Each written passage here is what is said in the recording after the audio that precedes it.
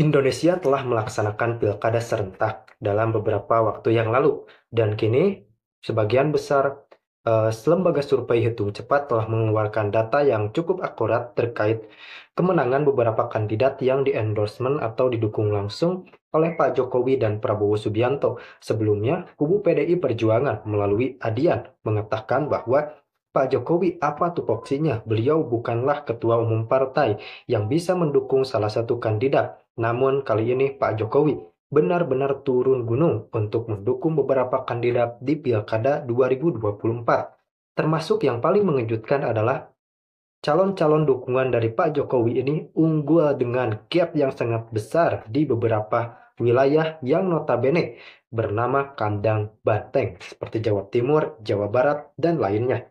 Ini menandakan bahwa simpati masyarakat pada Jokowi sangatlah tinggi, meskipun berbagai fitnah dan isu sara disebarkan oleh beberapa pihak yang tidak suka dengan Jokowi, namun hal tersebut justru membuat elektabilitas Jokowi kian naik, meskipun pada kenyataannya Pak Jokowi sudah tidak menjabat dan tidak menjabat sebagai ketua umum partai politik manapun.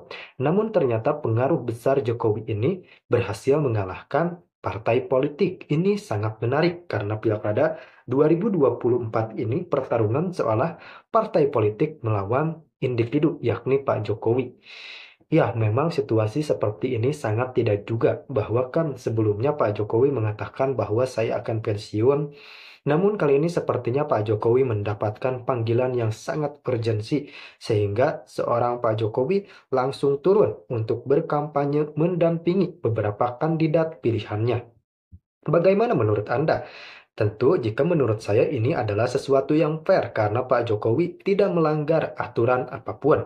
Jokowi melakukan kampanye mengikuti apa aturan yang ditetapkan oleh Bawaslu dan yang lainnya. Dan terbukti hingga saat ini tidak ada pelanggaran atau kode etik yang dilanggar oleh Jokowi selama berkampanye. Langsung kita saksikan. Tapi tetap jagoan yang diajukan PDIP terjungkal. Sebagai contoh, di Banten, PDIP bersama Golkar mendukung Airin yang semula dianggap sebagai kandidat dengan tingkat elektabilitas tertinggi. Nyatanya, Airin dan pasangannya Ade hanya memperoleh 42% suara, jauh di bawah pasangan pemenang Andra Soni dan Dimyati. Bahkan di daerah basis utama PDIP, Jawa Tengah, calon mereka terkapar juga. Andika Perkasa adalah tokoh yang terkenal, dia gagah, pintar, kaya raya. Suara dukungan terhadapnya di berbagai survei pra-hari H semula terkesan berimbang atau bahkan unggul atas Lutfi Yassin. Namun dalam kenyataannya, suara Andika tertinggal lebih dari 18% dari Lutfi. Ini terjadi di provinsi yang selama ini sebenarnya dikuasai PDIP. Lalu apa yang sebenarnya terjadi?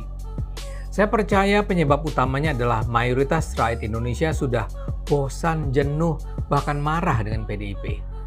Saya sejak lama sudah mengingatkan, PDIP harus mengubah gaya berpolitiknya. Mereka sudah terlalu lama merasa sebagai partai pemenang.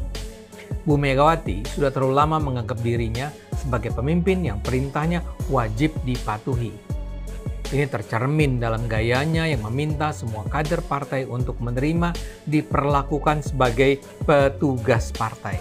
Megawati berulang kali mengatakan tidak ada keberhasilan kader partainya tercapai karena kemampuan dan keberhasilan orang itu. Megawati menegaskan, bahkan seorang Jokowi pun bukan siapa-siapa kalau bukan karena PDIP. Satu hal yang dilupakan Megawati adalah ucapan dia, penampilan dia, mimik dia, semua bisa dilihat langsung oleh masyarakat luas melalui media sosial. Di masa lalu, Megawati mungkin sudah melakukannya di dalam tubuh partai, tapi itu tidak sampai terlihat oleh rakyat Indonesia. Kini semua terbuka luas. Kini orang bisa melihat langsung bagaimana Megawati mengomel, menghardik orang-orang dan bahkan tokoh-tokoh yang dianggap seolah adalah para pekerjanya, bawahannya. Bagaimana dia mengomel terhadap sekjennya Hasto Kristianto, terhadap calon presiden yang diajukan Ganjar Pranowo, dan bahkan terhadap Presiden Jokowi dapat disaksikan rakyat, dan apa yang disaksikan rakyat itu membangun persepsi tentang PDIP. Hal terburuk yang dilakukan Megawati adalah perlakuannya terhadap Jokowi. Masyarakat tahu bahwa perintah pembatalan acara Piala Dunia Junior di Indonesia tahun lalu terjadi karena perintah Mega. Masyarakat juga tahu bagaimana Mega dengan sengaja tidak melibatkan Jokowi dalam proses pemilihan Ganjar sebagai capres. Masalah terbesarnya, Jokowi adalah presiden yang dicintai rakyat. Dia barangkali bukan pemimpin yang jago berpidato di depan rakyat seperti ayah Megawati, Bung Karno misalnya. Sebagai presiden, dia mungkin tidak nampak berwibawa. Postur tubuhnya juga tidak gagah. Tapi pikirannya, kebijakannya, sikapnya sangat menawan hati rakyat. Jokowi bisa saja menjadi sasaran kebencian dan kebohongan, tapi segenap serangan itu justru semakin meningkatkan kecintaan masyarakat terhadap Jokowi. Jokowi dipercaya sebagai presiden yang mencintai rakyatnya. Jokowi dipercaya sebagai presiden yang sungguh-sungguh berusaha mensejahterakan rakyatnya. Jadi, Jokowi adalah orang baik yang dicintai rakyat. Tapi orang ini malah dirujak habis oleh orang-orang PDIP. Bukan hanya Mega yang merendahkan dia, tapi juga ada banyak pimpinan dan tokoh PDIP yang tanpa malu-malu melakukannya. Sampai menjelang pilkada berlangsung, pimpinan PDIP masih merasa perlu menyerang dan bahkan memfitnah Jokowi. Hasto Kristianto misalnya muncul dalam podcast Akbar Faisal. Di sana dia diminta mengomentari cerita dari Koni Bakri yang menyatakan Hasto dalam waktu dekat akan ditersangkakan atas dasar tuduhan yang mengada-ada. Hasto menjawab dengan menuduh Jokowi marah karena dia mengkritik sang mantan presiden, termasuk di dalam disertasinya. Jokowi menurut Hasto memiliki ambisi kekuasaan dan ingin menempatkan keluarganya di posisi-posisi politik strategis. Tapi dengan gagah Hasto mengatakan dia tidak takut. Dia bilang kalau di masa lalu para tokoh PNI digantung dengan tersenyum, dia pun akan melakukan hal serupa sekarang. Tapi kalau Hasto menyangka ceritanya itu akan membangun simpati masyarakat, dia salah besar. Hasto itu bukan tokoh yang dicintai rakyat. Dia dikenal sebagai pembenci Jokowi. Rakyat bahkan masih ingat bagaimana dia sudah dipanggil dan diperiksa KPK terkait dengan dugaan korupsi proyek jalur kereta api di Direktorat Jenderal Perkeretaapian. Dia juga disebut-sebut berperan dalam kasus penyuapan dan penghilangan Harun Masiku. Kredibilitas Hasto di mata masyarakat umum tuh rendah. Sayangnya Hasto tidak menyadari itu.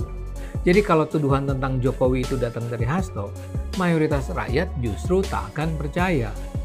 Dan lebih dari itu, rakyat melihat apa yang dilakukan Hasto sebagai contoh lain dari rencana busuk PDIP untuk menghabisi Jokowi. Tak terhindarkan rakyat marah pada PDIP. Itu menurut saya tercermin sangat jelas dalam hasil pilkada kali ini. Jokowi sendiri harus dicatat sebagai tokoh utama yang menyelamatkan sejumlah calon gubernur